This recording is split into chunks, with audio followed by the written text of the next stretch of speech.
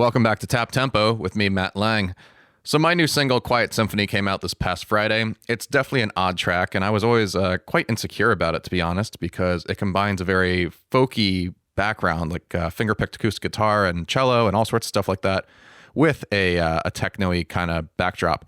So it's a weird one, but go give it a listen. I'm quite proud of it, and it is the latest single from the forthcoming Dichotomy album. This week on the show, I have Dan Gillespie, and Dan is the mastermind behind Newfangled Audio. Newfangled Audio makes some really incredible audio plugins such as Elevate, which is quite honestly the best mastering limiter I've ever used ever, and most recently a software synthesizer called Generate, which is just absolutely unique and also sounds incredible, and it also happens to ship with a few presets from me. Prior to starting Newfangled Audio, Dan worked for Eventide for about 15 years, and some of those classic, just amazing algorithms were actually designed by Dan. He's a genius, and it's just a pleasure to have him on the show, and I think there's a lot to learn here. Enjoy.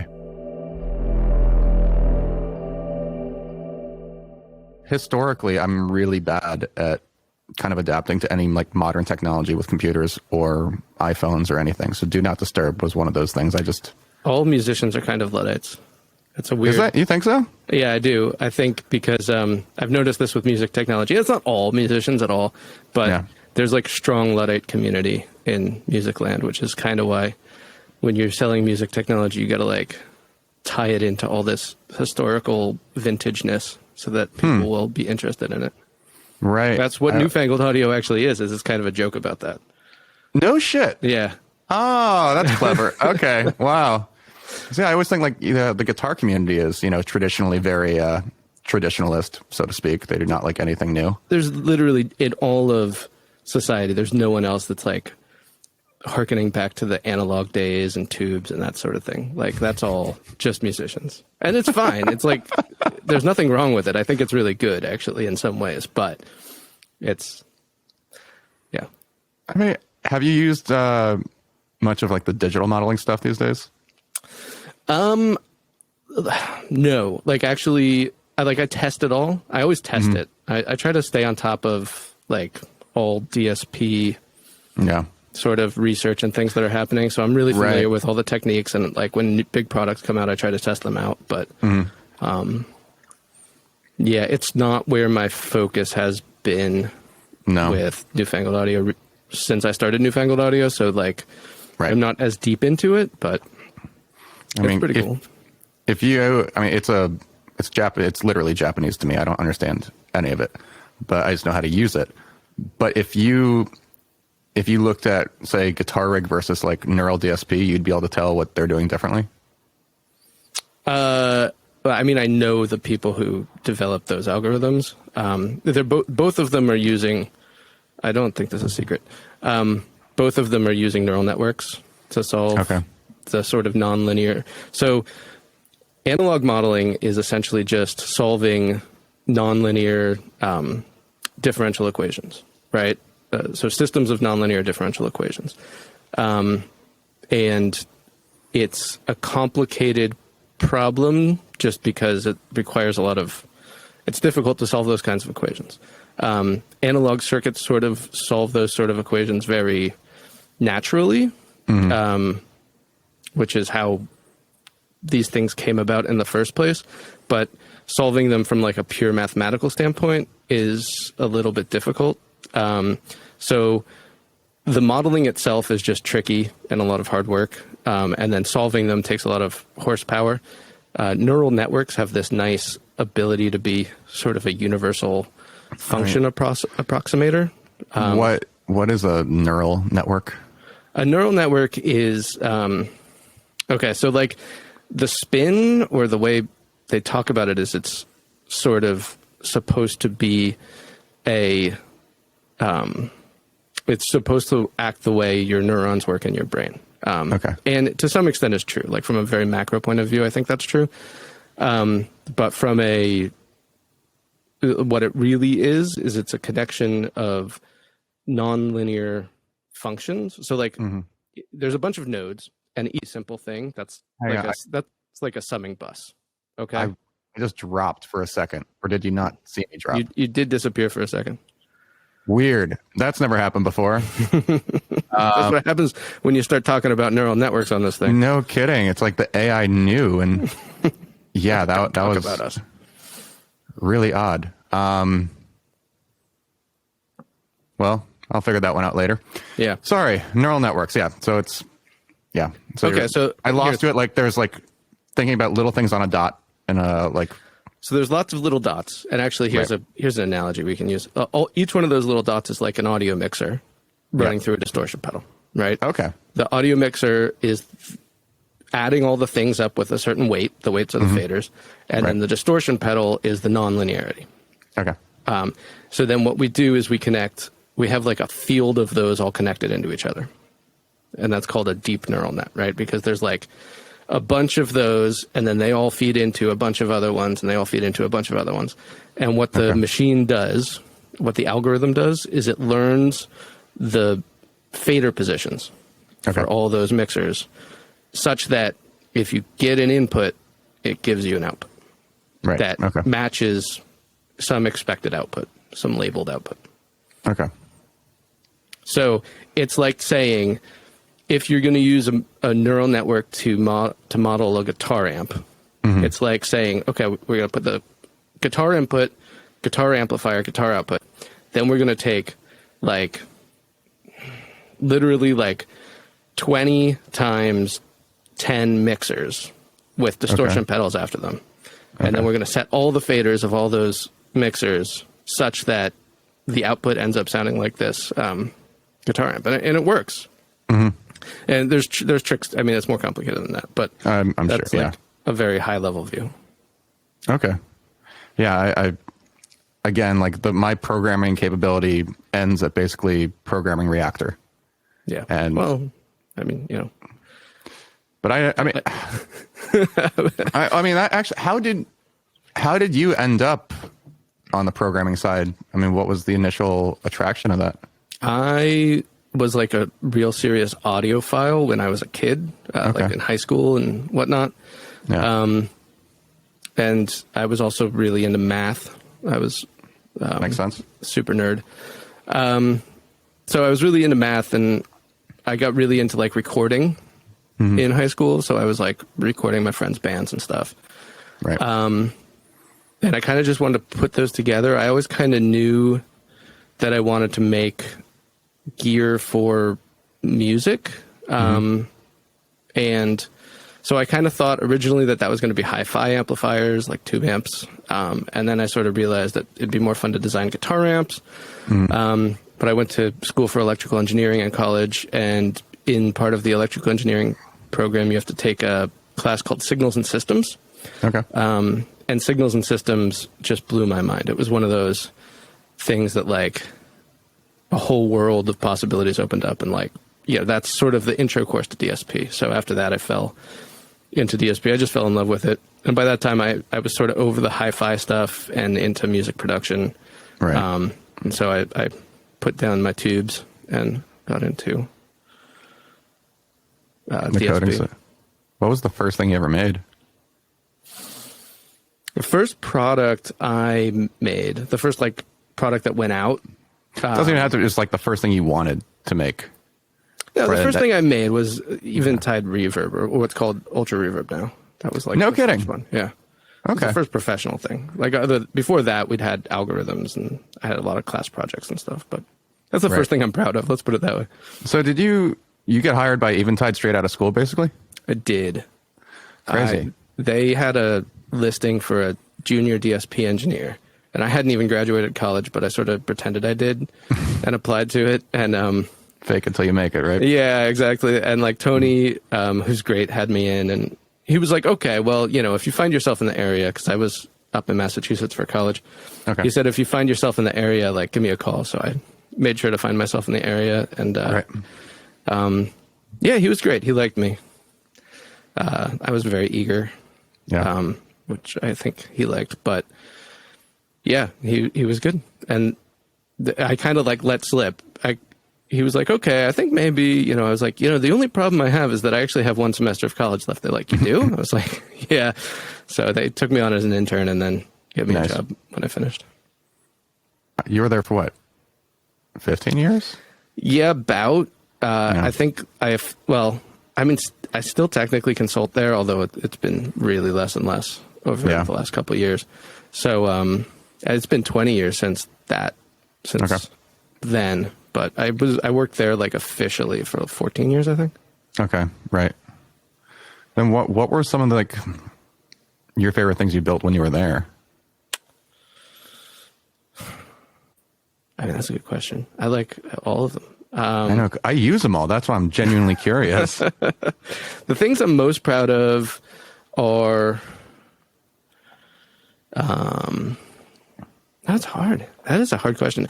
Ultra Channel was one that I kind of got in trouble for making. Really? Yeah. Why? They told me, like, there's a couple features in it that I was told not to put in it because it was, they just wanted to get the product out, basically. And I just didn't listen. I always like the omnipressor feature of that. The omnipressor was that was good. And I still love that.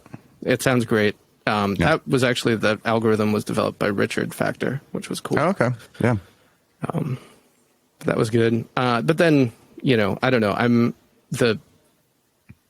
I'm proud of so much that, I mean, the things that those guys are still doing that, I may have even had like a tiny finger in. Right. Are still pretty cool. Like the split EQ that just came out. And, it was weird. When I started there, it was a very small team. Right. And there was a time when it was just me and one other engineer there for a while. So like the fact that it's grown to be a pretty big team now is something that's actually, the fact that we were able to sort of grow it is something I'm really proud of. Well, and it was just, I mean, we forget because plugins are so ubiquitous at this point, but this is pretty much pre-plugin too, probably. Well, the Eventide Reverb was the first thing I made, was a TDM only plugin. And right. Eventide, okay. Right. I remember the TDM ones. Right. Just getting their fingers into TDM stuff. And that was wild because, like, there weren't that many plugins. There were, I don't know, maybe 50. I don't know. I actually never counted, but I remember when Eventide Reverb came out, it was like the 6th available reverb plugin on Pro Tools Studio. Right. Or something like that. Yeah. I was thinking, I remember I didn't use a ton of that stuff because TDM was still mostly pre my time. I just remember like the old, like the Bomb Factory plugins. Yeah. And so like the really, those are cool. Those are popular. I think like Focusrite, they had a couple like models, or it's just like, it was all DigiDesign Avid stuff, I guess. And Waves, of course, when Waves came around. Yeah. Waves had stuff, definitely. TL Space was a big one. TL Space, right. That came out right around that time. Yeah. Crazy. Yeah, I forgot about the Bomb Factory stuff. That's been a long time. Yeah. I mean, their 1176 actually, it still holds up. It's not, as say accurate. You can't still buy that stuff, can you? Yeah. Oh, really? I think it's just included now with Avid. Oh, right. They got bought by Avid. I forgot about that. Yeah, so it's just part of the plugin bundle that you get when you get Pro Tools. Yeah, that makes sense. So, I mean, now it comes with a kind of ridiculous amount of plugins, just kind of, and they're not all native plugins. It's all third-party stuff that they have now bundled in there. Everything comes with a lot of stuff. There's a lot of plugins out there now. It's so many. It's kind of fun. It's kind of like, it makes being a plugin company interesting. What are you seeing out there right now that catches your eye? There's definitely developers I like. There's definitely, I like anyone who's sort of trying to take it to the next, I don't know. I was going to say take it to the next level, but it sounds terrible. Right. Take the next step away from like modeling 1176s, frankly, because, no one needs to do that again. Was doing that 20 years ago. And like you said, It sounds fine. So like the Oak sound stuff, I think I'm pronouncing it right. That stuff is Soothe is amazing. Pretty cool. Yeah. Oh man, I'm blanking. I'm gonna like leave people out. I'm terrible at remembering names of things, but anyone who's pushing that sort of boundary, I like. Yeah. What's the one that's named after a place in Iceland? Oh, the Gullfoss plugin? Yeah, Gullfoss. Yeah. That's cool. It is. I mean, it's similar kind of concept as Soothe, I think, where it is, like a AI EQ correction kind of thing? It's not AI, and I don't think Soothe is AI either. I don't think either of them claim to be AI. But they're both sort of, taking things a little further. From what I understand, like it analyzes what's incoming and then just, applies an EQ curve to make it fit what it thinks it should be. Yeah. Gullfoss is, so the way they talk about it is they have an auditory model, which is sort of what, I'm into auditory models. Sure. So they say that they're trying to increase the amount of information that gets to the brain, which I think is I wish they'd talk a little bit more about what their thing is, but obviously that's their right. But it's a cool approach. It's a dynamic EQ basically but if you think about it, like that's how we hear, right? We hear across frequency and we hear across time. So a dynamic EQ is all you really need to make a sound or change a sound. So it's all about how you do it and the algorithm that you use to sort of make those things. Right. Okay. So I don't know. That's what I spend a lot of time thinking about. And I like other people that are interested in that as well. Yeah. I've met them. They're nice guys. That's how I look at music. Usually I want to hear people who are trying to push a boundary that hasn't been pushed yet before also. Yeah. So I think that's kind of what, that's why I got drawn into Aphex Twin when I was 15 years old or whatever. It was that same kind of concept. Right. Yeah. Isotope's doing cool stuff with AI too. They're doing a lot. Yeah. I got to give those guys credit. Again, I've met and know like a number of the guys over there and they're smart people. I use RX almost every day. RX is insane. I think it's the most incredible thing that they make. Yeah. It is. I think I'm sure even the accountants feel that way. I'm sure. Well, because I think they license a lot of that tech into a lot of like third-party ventures or something like that too. Probably. Oh yeah. I could be wrong. I think they used to have a fair amount of an income stream. This was a long time ago, but actually from like medical devices and stuff like that. Oh, cool. Yeah, where like they'd like license the analysis or something like that. So. Didn't Eventide used to have like an aviation sector or something? That was before my time. It was still, they were still selling those products, but they weren't developing them. I started in 2002. Okay. So they, like I said, they were still developing those products. Or no, they weren't developing them anymore, but they still had them. But that was, that came, Richard Factor's the owner of Eventide, or like the founder of Eventide, basically. He had a plane and was a pilot, so he would fly and he wanted moving map displays. So like, they built that technology, but then sort of GPSs and everything came out and sort of made that business obsolete. Got it. Okay. Thanks. With what you do, is there anything that you could theoretically license outside of music production? Yeah, I've thought about it and I've actually had some conversations about it. Specifically with regards to some of the auditory models. Yeah, I don't know. I think it would be a whole endeavor. Probably. And one of the tricks is like, one of the reasons I started Newfangled Audio is because I just wanted to do stuff I wanted to do. Yeah. And like, I don't know. It would be a decent way to make money, I'm sure, but I don't think it would be as much fun as making stuff for musicians. And I'm so backed up on stuff I want to make for musicians that I want to keep my focus on there. Well, Newfangled's only you, correct? It is. I've had interns like here and there over the time, a number of people. And I don't know. I'm considering, like, we launched Elevate was the first product. Elevate and Aquatic were the first products. And that was 2 months before my first kid was born. Okay.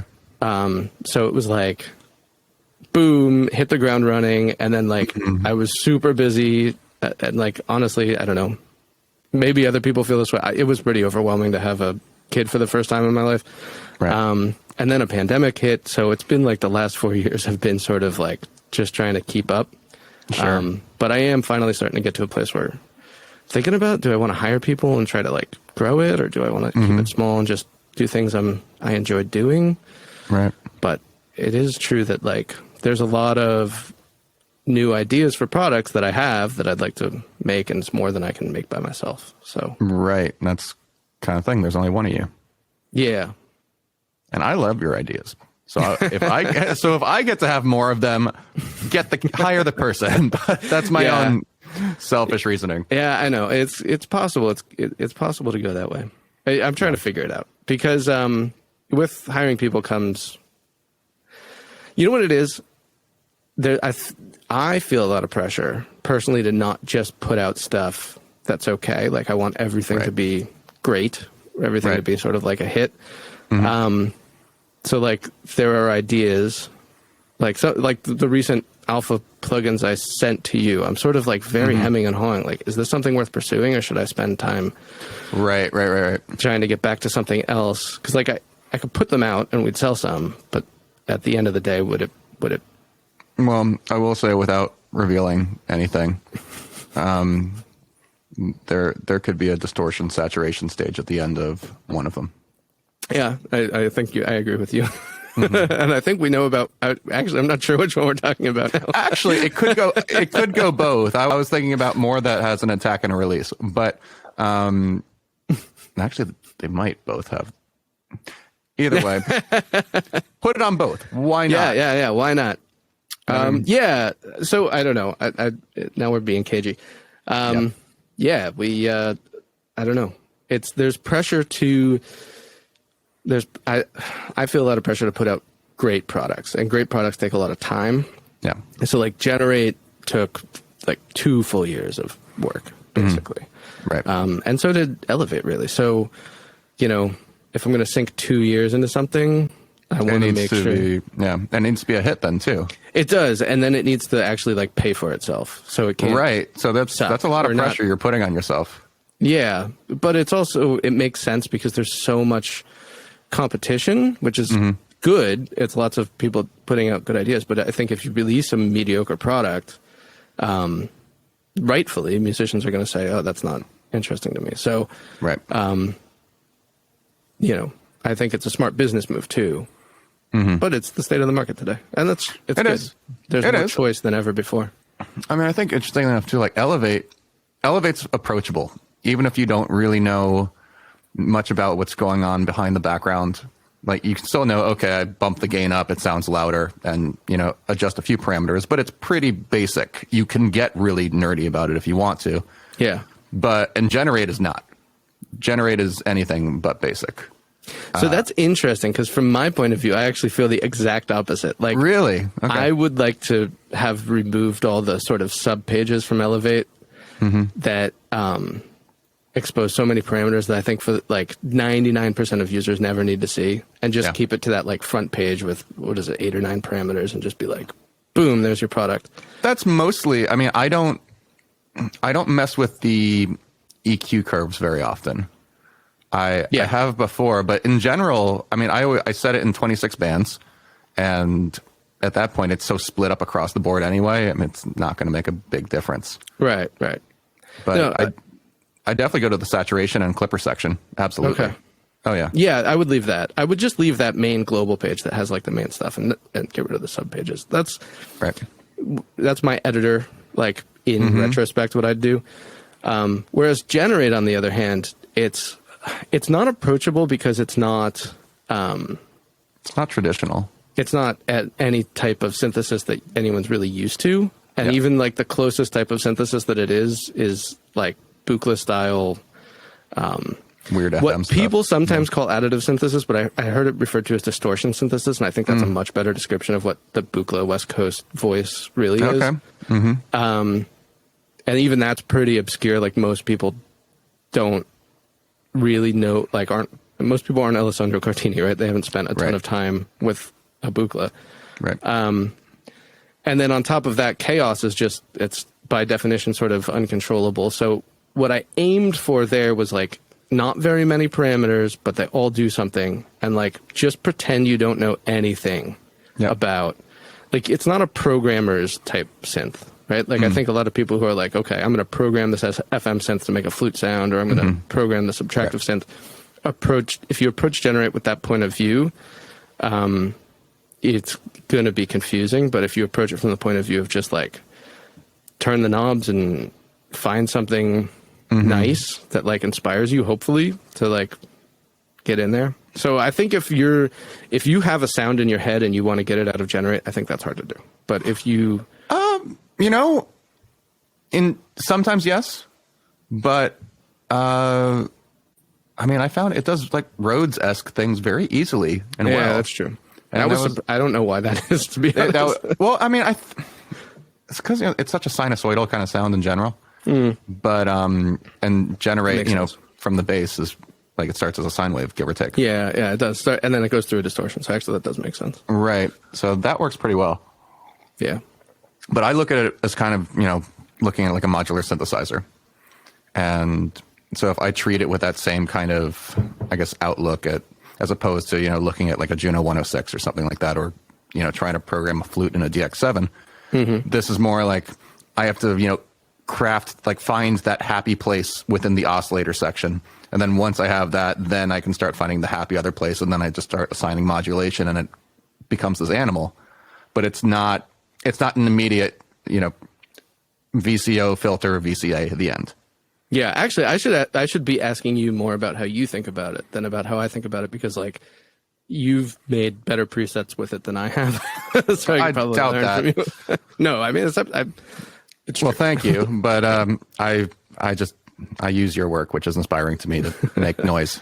It's weird when you design any product. It's weird because you're always on the inside looking out, right? And then you give it to someone else, and like the best I can do is see how you use it, and that's my only opportunity to see what it looks like from the outside, because you know I'm always on the inside of it. I'm always going to be, because I was sort of like there before it. Yeah, you're too close to it. So yeah. Right. That's tough. So it's why having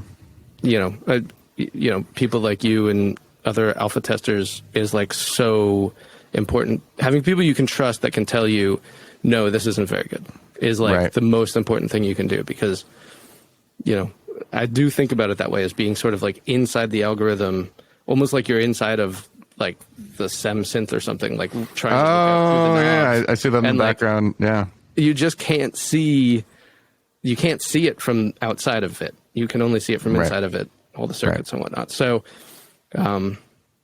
you need people to be like, you know, yeah, cool, but no, this isn't going to work. And that's the danger when you're spending 2 years on one thing. Exactly right. So you need to get that sort of. Do you find you often have a number of different ideas going on at the same time, and then you kind of just you hone in then on eventually whatever is the thing that's going to work?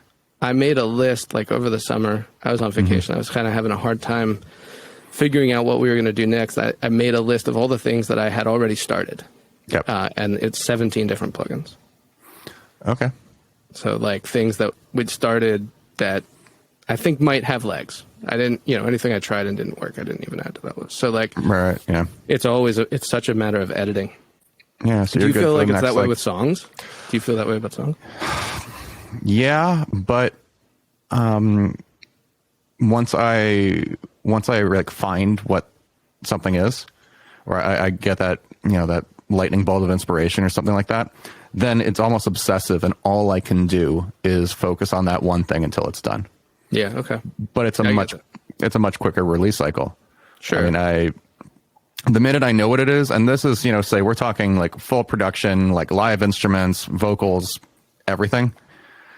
If I'm purely obsessive about that one thing, I'll be done in about 2 weeks. Which, oh wow, that's fast. Yeah. But it's like literally it's the only thing I'll like breathe and eat and drink for 2 weeks is literally that, and then I'll come down and look at my kitchen and just be like, it's a train wreck and it looks like a tornado went through the house, because all I've done was just like obsessively get into this, this one song, and then I hope people care. And that's it, right? Yeah, that's that. I don't know. I have found that feeling never goes away, and I didn't appreciate how little pressure there was when I was working at Eventide, and like because I still felt that way. I was like, oh my god, I hope people care about this thing that I've worked for on worked on for the last year or whatever. Right. But like if it didn't hit, it was fine. I still had a salary and I was going to work on something else next. Exactly. Like, whatever. But like now that it's my livelihood, it's like, oh my, yeah, it's like that's your really mortgage right there. So yeah, that makes it a lot scarier. Yeah. That's a lot more thrilling too. You care. I also care. I don't know. Mm-hmm. Actually, I don't know if I care more about it. I feel more connected to it. I feel more, I mean, this is your personal baby. Yeah. So how could it not?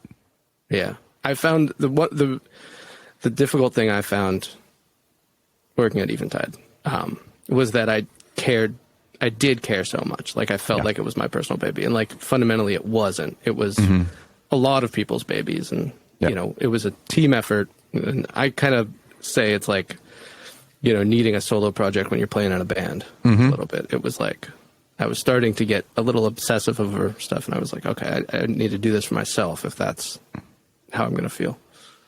Yeah. I mean, yeah, I've had that experience as a producer for other people. Okay. And even, I mean, it actually still happens even with, if you're doing for any client kind of work and you fall in love with the work that you're actually doing. Right. And you get so excited and you present it to them, and it's just, I mean, the worst thing that ever happened, I was working for somebody a long time ago, and I had spent like a week on this one thing, and I played it for him, and he walked into the room and just deleted the whole session. Just like that. Yeah. Like, what, he was angry, or it was just like, this is trash. Don't even think about it. Just like start over. Oh man. Oh no, it was like, you know, my heart just like dropped. But that's and you know, he very well could have been right. That's the thing. There's no right or wrong, right? In this sort of thing. There are that's something actually. So when I did go to grad school and studied machine learning, and I actually did spend some time on like AI for guitar, for like distortion effects and amp modeling and stuff. And like the training in AI and machine learning is it's the discipline is really how to solve what are called in math underdetermined problems, which are problems for which there's no one right answer. Okay. So we're taught in algebra that you know, like if you have two independent variables, you need two equations to solve that system. I don't know, that's like high school algebra stuff. But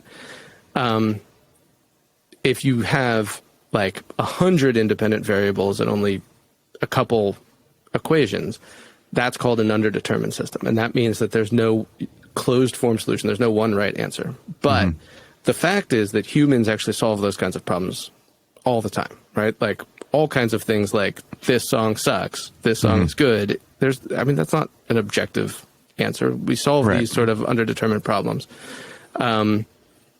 So what we do is we impose a model, is what you call it in math, on it. Right. And, you know, it's like this Kanye song is a good rap song. That's the model, but it's a bad classical piece, right? Like, sure. There's a way that you can impose a model. So like machine learning and AI is really just a lot of the time imposing models to solve what were previously not, what are underdetermined problems, which are the kinds of problems that we weren't really able to solve beforehand. So that's how I like to think about it. But going through that training and understanding all of that was a real philosophical shift for me too, because it put me in the mind to realize what problems don't have right answers and what problems do have right answers.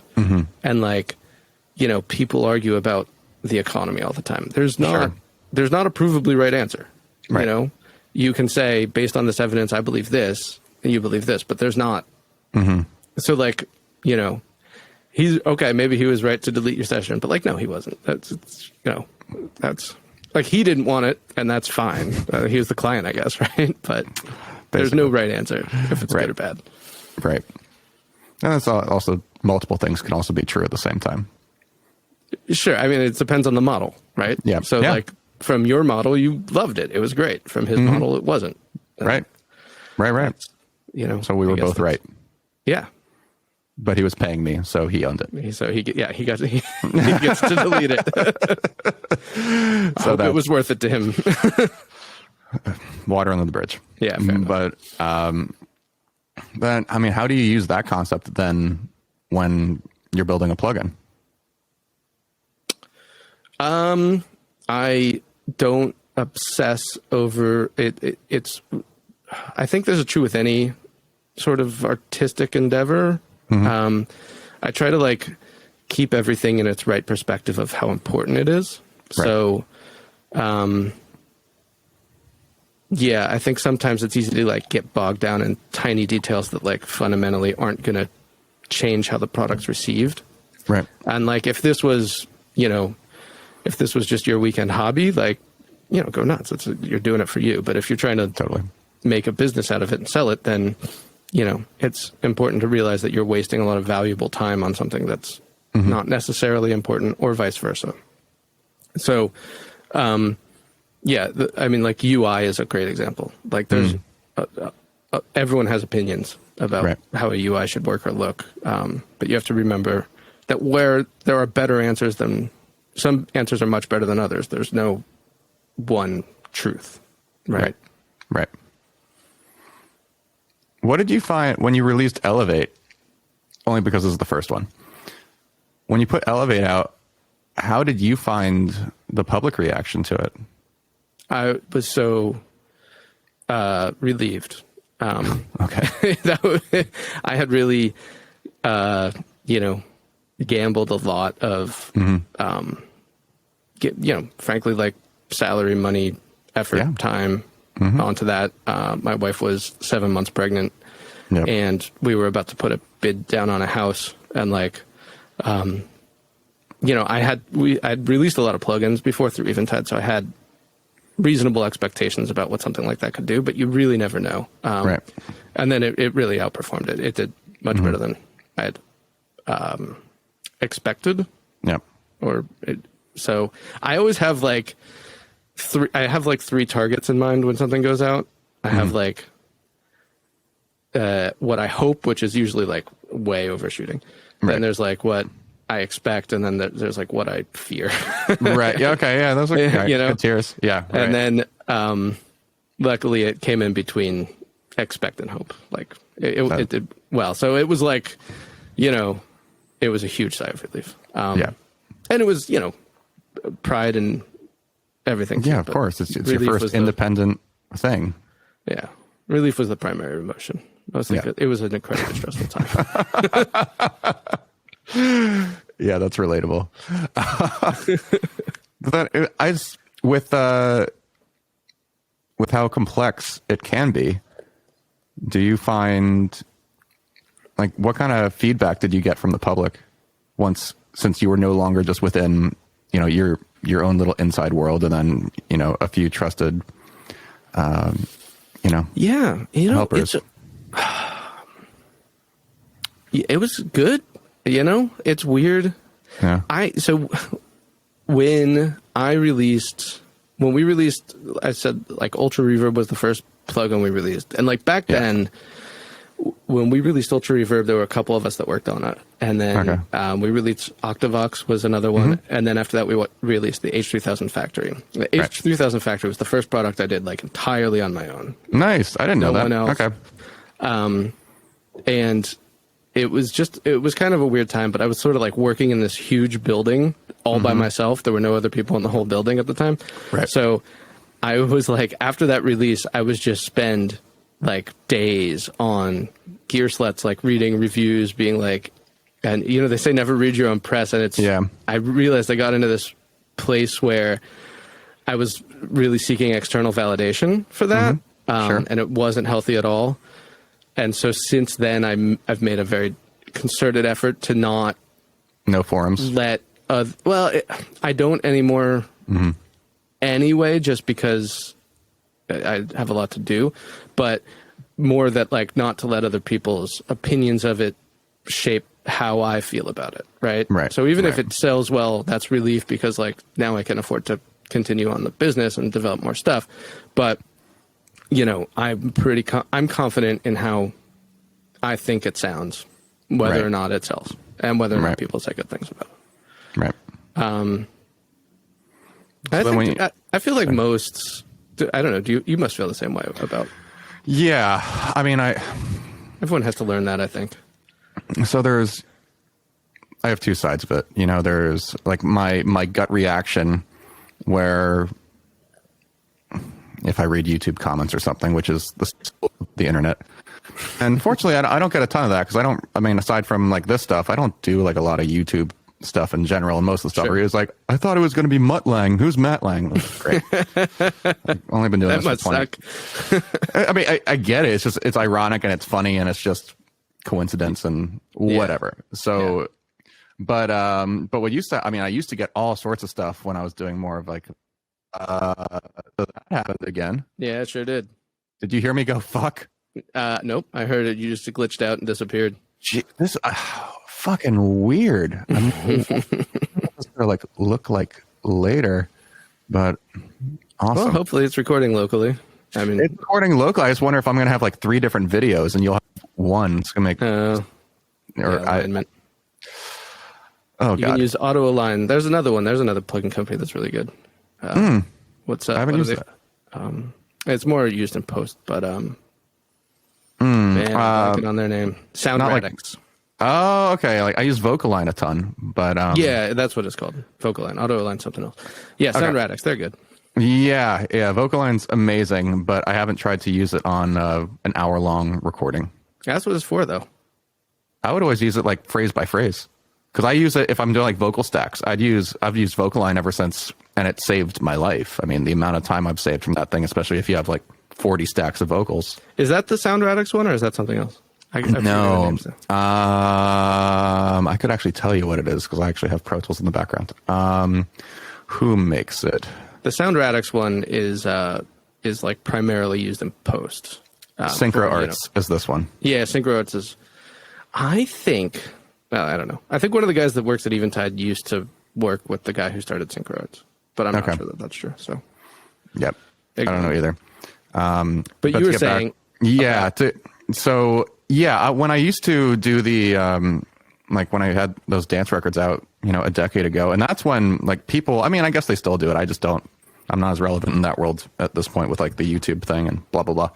But there, you'd post there'd be a song that would come out, and it might be something I really loved, and it'd be hundreds of things of some, by and large, probably 60 to 70% were positive, and then 30% would just be every awful comment under the sun, and where they attack you as a person. It's not even about the music anymore. Right. It's just, Yeah, for the most part, I don't think you have to deal with that sort of thing on Gearslutz or KVR.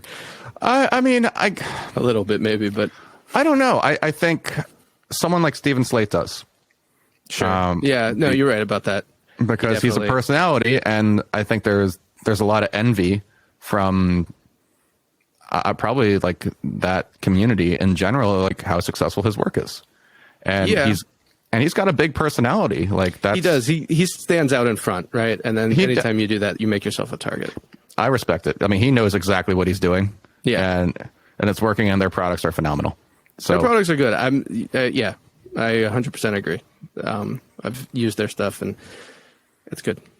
Yeah, no, I love it. So sound like a used car salesman all day long. Like, I don't like. He's from Jersey, it's so like I think he's. So am I, to be fair. That's Yeah, but like there's like the Jersey Shore kind of Jersey, like and North the reality Jersey. series. And then there's the other side of Jersey, and he definitely comes from the more Snooky and Cookie and GC. But he's you're right, and he's playing a part.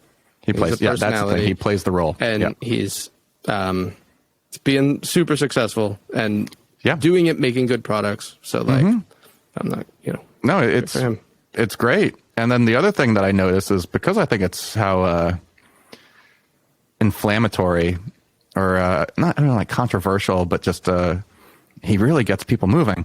Because the minute they release anything, you'll go onto a website like I guess Gear Sluts are now Gear Space, or Yeah, they Gear renamed Space. I'm sorry. Gear Space. Yeah, I'm trying to like make that 20-year mental switch. I know it's well, I know it's still like it's.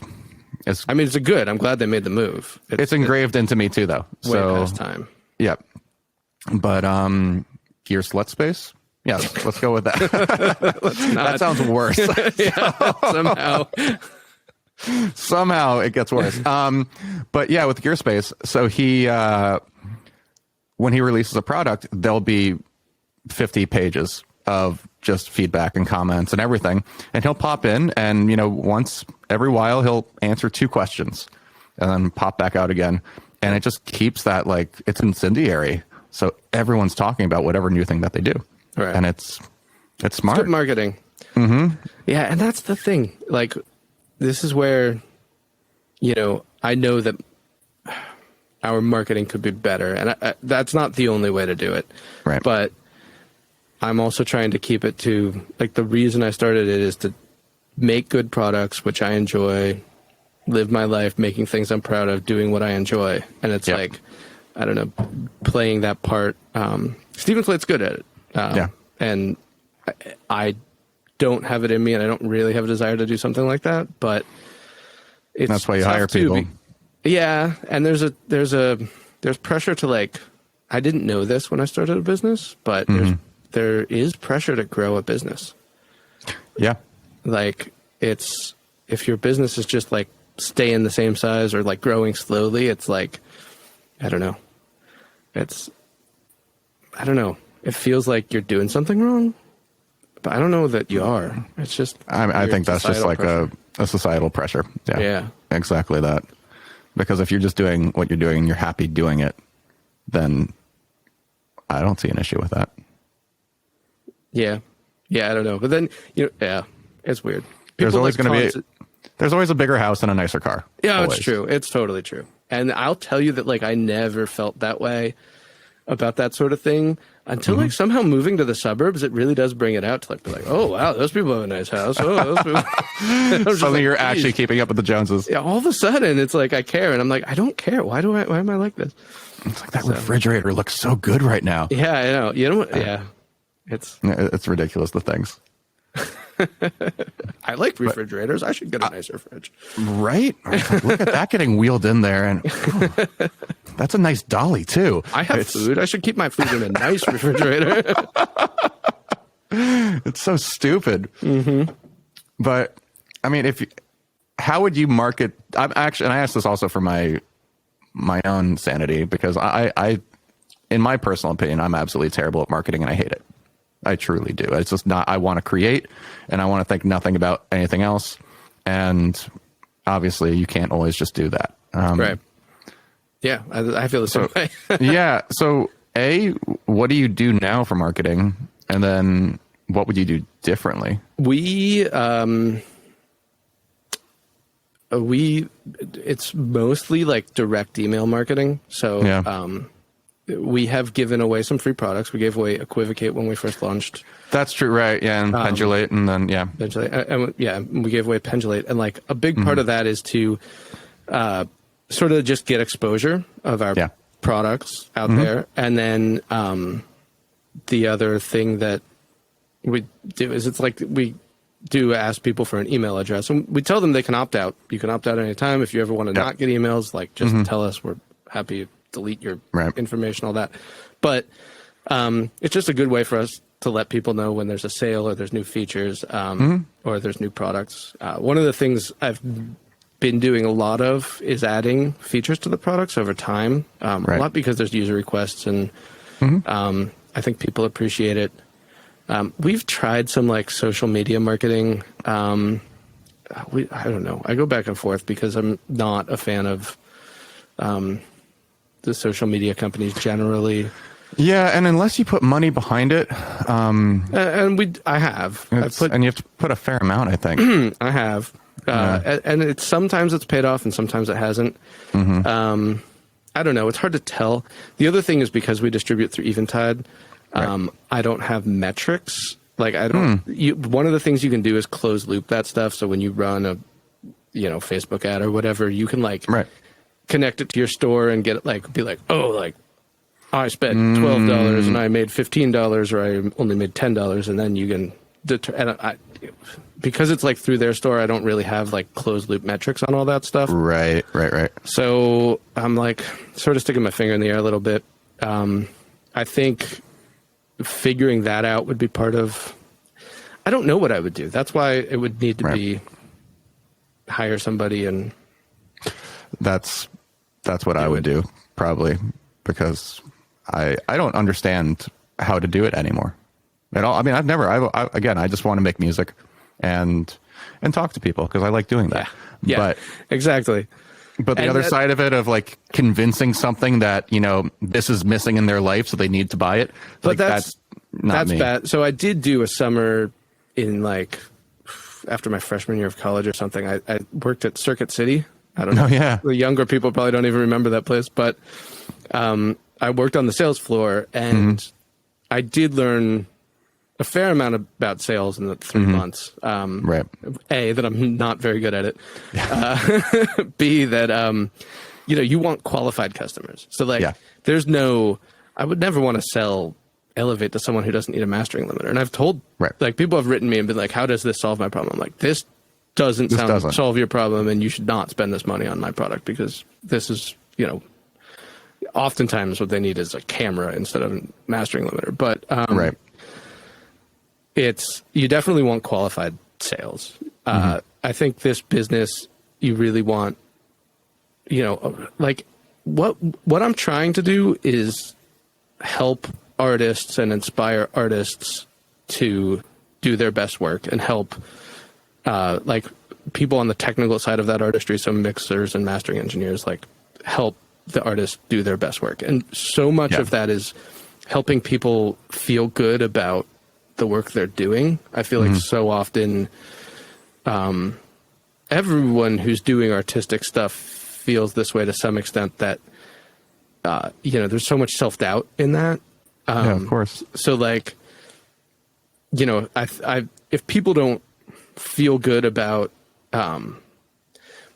buying the product and opening the product and using the product, then it's, it may give them a louder master, but it's not going to help them feel better about their song.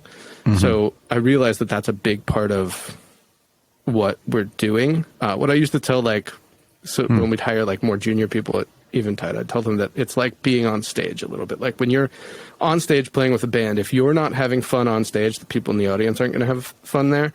And it's the same thing here. If we're not having fun making these products, then the people using them aren't going to have fun. Like, you got to put the fun into it, and you got to put the good vibes into it. And I know that's very... No, I mean, that's relatable when you're writing a song too, though. Yeah, I think so. I think any of these things where you're making something people need to want, then you need to want it. You need to want it yourself. Yeah. Right. As far as where you just make a contrived product for the sake of selling things. And then well, I mean, that's like... Right. That's versus the commodity or widget model where you go like, oh, there's an opening in this market, and, I can see... Well, that's like... why are they still making more and more 1176 plugins, But that's because there's demand. So that's the other big dichotomy I have in this market, is that what I like to call aspirational products and inspirational products. I think I want to make products that inspire people to do their best work. But there's a lot of people who need permission a little bit, like a lot of people who are working on a mix and they feel like it doesn't sound as good as the mixes my heroes did, and that's because I don't have their tools. So I need like the perfect 1176 recreation. Right. Okay. So that I can give myself permission to think that this mix is good enough to release it. And don't get me wrong, 1176 is a great compressor, and they're great. It sticks around because it's a useful tool, but I do think that like there are a lot of good vocal compressors out there. If you're trying to like get a rock vocal out, I don't know that you need the latest, greatest 1176. And I think a fair amount of that, the sales of those products, are people who are like looking for that permission, that aspiration. They're like, that's what I call aspirational. But I don't know, whatever you got to do to get through the day too. So like, for sure, there's nothing wrong with it. It's just where I want to spend my focus is like trying to bring that inspiration into the world. What would be your favorite vocal compressor that is not an 1176? So I'm really trying to rethink compression right now at the moment, because I know how to use compressors. Right. And I'm not a great mix engineer. Like I tend to send my stuff out. And I can always, I know how to use a compressor. I know how to get on vocals, on drums and things like that. But I'm realizing that like, I don't have a really clear mental model on what compressors are doing, or why they make the sounds they make. And I don't, it's another one that really bugs me, because if you read Gearslets, as one is wont to do, people will say things like, I use compression instead of EQ. And it's just like, what the fuck does that mean, man? No, I know. Well, like when you put it through this one, it pushes the mid range. Like, okay, but yeah. And stuff is happening. Don't get me wrong. And like, I don't even want to discount but like sometimes I think people seek to use words to obfuscate, and sometimes they use words to, explain. So I'm really like rethinking how I think about compressors recently. Right. And actually reading on things. And, so one of the things I'm working on, I don't know if this is true, but this is the mental model I've been working on, is that compressors are really often used. Well, okay, there's two mental models I'm using. One is that like EQs will change the frequency balance of your audio. Compressors change the time balance of your audio. Right. So like why, it's not just compressors, because it's compressors. All dynamics processing can be like developed in a way that's what it does, is it changes the time, how your audio moves over time, in the same way that an EQ does to frequency. Right. But like we have these really elegant EQ graphs that we use. And like, meanwhile with compressors, we're stuck with threshold ratio, attack and release, which are just like work differently on all products. And, like you set those same things to two different settings on two different compressors, sounds totally different. Or, I'm sorry, the same setting on two different compressors. No, I know what you mean. Yeah. Right. So it's like, I'm trying to like get a more uniform idea of how can we think about that in a way that's more approachable to people who never worked in, most kids nowadays have never been in a big recording studio with a bunch of analog compressors they can play with. And to be fair, the big analog compressors are a lot easier to use usually than the software ones. And that's the other thing that is true, is that like stuff just sounds better, but like why? But how does it sound better? You go to an LA2A, it's got two knobs, input or three, like input, threshold, and out. That's it. Yeah. And then you open up a plug-in compressor and it could have 40 different parameters. Yeah. But it's an interesting topic to me. I'm still trying to get my arms around it a little bit. Yeah. But how often are you using compressors when you mix nowadays? All the time. Like on every channel, right? Like not. It depends on, depends on the source. Like I'm not going to put a compressor on a monosynth if there's no dynamic variation in it, because it's pointless. But anything that has dynamics, unless I'm doing it for like a character it might impart, then I use compressors constantly. So when you're control, so let's think you use, there's usually guitar and vocals, but then in most of your stuff, but correct me if I'm wrong, I feel like just in listening to your music, most of everything else is synthesized? No. I mean, drums. I do a lot of, recording and field recording and stuff like that. So bass is usually synthesized, but I do love bass guitar too. And then bass guitar loves compressor. Bass guitar loves compression. And actually, I was just given I just got a plugin from a company called Submission Audio that it's a bass compressor, and it'll be out by the time this goes out. So you should take a look at it. It's basically, it's got two bands of compression. One's like basically a bass band, and the other is just a broadband compressor. Yeah. And it's stupid simple. It's like two knobs, but it sounds good. I just tried it out today for the first time.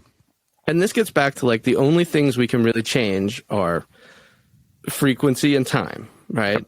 So like if we have a dynamic EQ or like something that changes frequency and time, a multiband compressor being another example of a similar idea, Totally. you can do everything pretty much, right?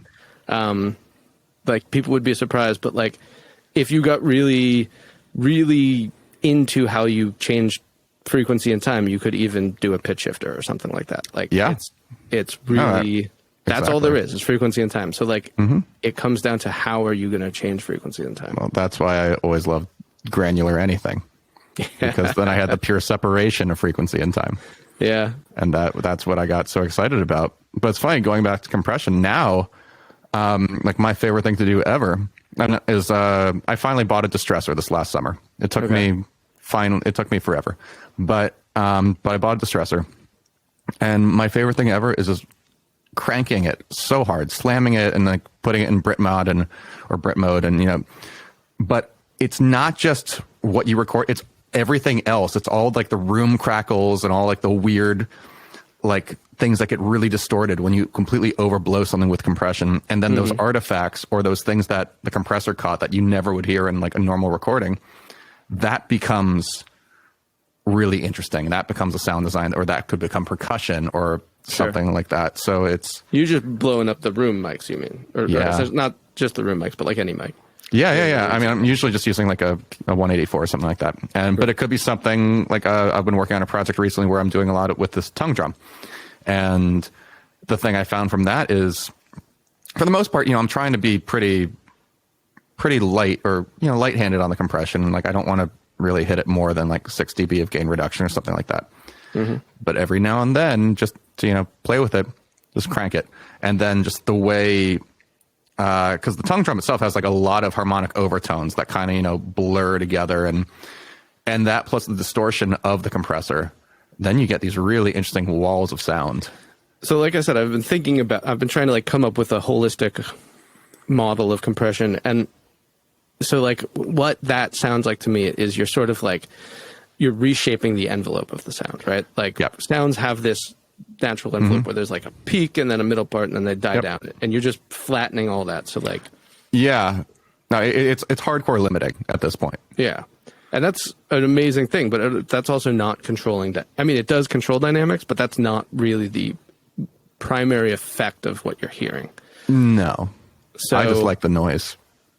So to bring it back to your original question, when you're, you know, mixing a vocal, and what's your favorite vocal compressor is the question. What are you usually trying to do when you're using a vocal compression? Are you trying to fix dynamics? Are you trying to reshape the envelope of the signal? Or are you trying to like add distortion to it? Like what are you going for?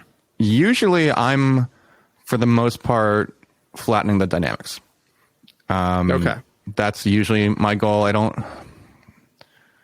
The one I usually go to is also, it's Empirical Labs. It's their arouser. So their plug-in distressor, basically. But then, I still actually use the UA LA2A is great. And that's like the difference, right? Like 1176 gives you more envelope-iness and distortion-iness, and LA2A is a slower opto style thing. It's for vocals, I always dynamics. Liked that. But on say on a bass guitar, 1176 all the way. Yeah, okay. Because like you need some... That does a great thing. And maybe on like a vocal bus at the end, I might put an 1176, but all my channels individually might be LA2As. So here's one. Do you use bus compressors? Yes. What are you trying to get out of a bus compressor? Mainly just catching some peaks, flattening it a little bit. All right. Are you trying to get it to gel? That's glue? That's the magic word, right? I know, right? The glue, so to speak. The glue, yeah. I mean, a little bit, but I'm not pushing it too hard. Okay, so what's that mean in your mind? What does glue or gel mean? Like, what actual thing are your ears hearing that your brain is interpreting as glue or gel? I mean, I don't know, just everything dynamically just coming a little bit closer together. Okay. That's what I would like. The peaks just get squashed down a little bit, and everything, it just gets a little bit more compressed. But okay, that's how I view it. And like the one I always like is it's a Slate one actually. It's like the FG Gray, which is it's their version of an SSL bus comp. Okay. Are you using you're using a hardware compressor for that, or that's a plugin? No, it's software. Okay. Yeah, part of like their bus compressor bundle or something. And there are three of them. One's a Slate. One's an SSL. One's a Focusrite. Oh, right. I got you. FG Gray. One's a Verymu. Yep. Yeah, right. yeah. Mm-hmm. And they're great. Ever since they came out, that's been my bus compressor. It's always been the Gray, and I'll use that also on drum buses separately or whatever else. And I use the Omnipressor a ton on drum buses. Yeah, it really blows up rooms. It does a cool crush sound. It's destructive. Yeah. It's very the destructive. reason I'm asking all these questions is I'm really trying to wrap my head around. I guess one of like my premise with all this newfangled audio stuff is that, as I was saying before, that analog electronics, especially nonlinear analog electronics, solve something called nonlinear differential equations. So systems of nonlinear differential equations. They're really good at that. Doing that digitally is really hard. So like modeling compressors is one of those things that's actually pretty hard. But when the designers designed LA2As and 1176s and distressors and all these classics, they only have available to them a really small set of tools, right? Yep. These like, and it's interesting, the things that they've used, like Opto is one big style, then there's FET, and there's VCA, and then there's actually another technology that I forget about. But those are like the ways that you can sort of modulate the resistance inside of a circuit, and they all have trade-offs and differences. But in digital, we're not exposed to any of those problems, right? We don't have those limitations. So what can we do that those guys couldn't do with the tool set that they had? You can make it perfect. You can make whatever you want, but then that's where it comes down to the question of like, what's the goal? What are you really trying to do? And if the answer is slap an 1176 on a vocal, then that's great. But like, why can't we do better than that? I want to do better than that. But then the question is like, what's the goal? And that's what I spend a lot of my time thinking about, because I want to do more. But it's with compression, it seems like it's a particularly tough nut to crack. It depends on the material, because for like a vocal or a guitar or something like that, or even a bass, for the most part, I'm trying to flatten it.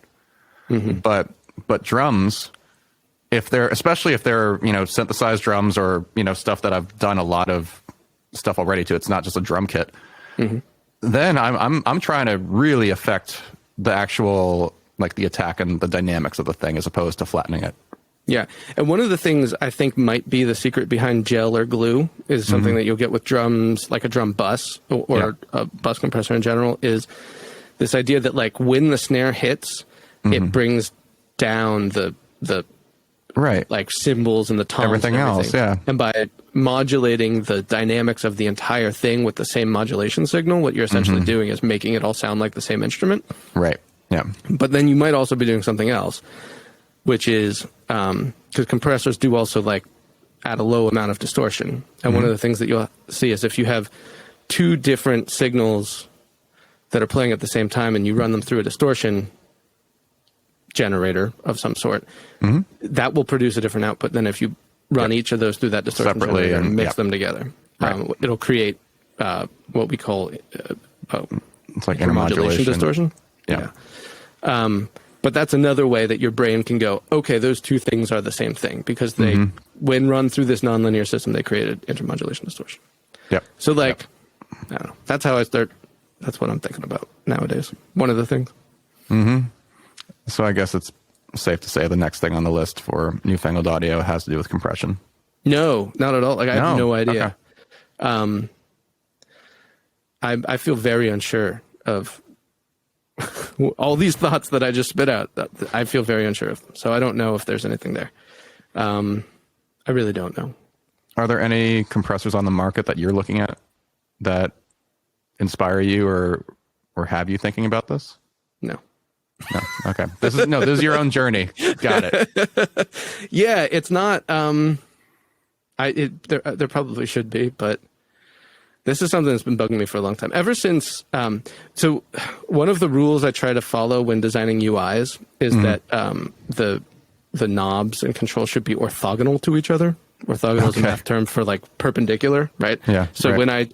when I change the gain of the frequency band, I don't change the frequency of the frequency band, right? Right. Those are orthogonal. So I can affect the gain or I can affect the frequency without affecting the other one.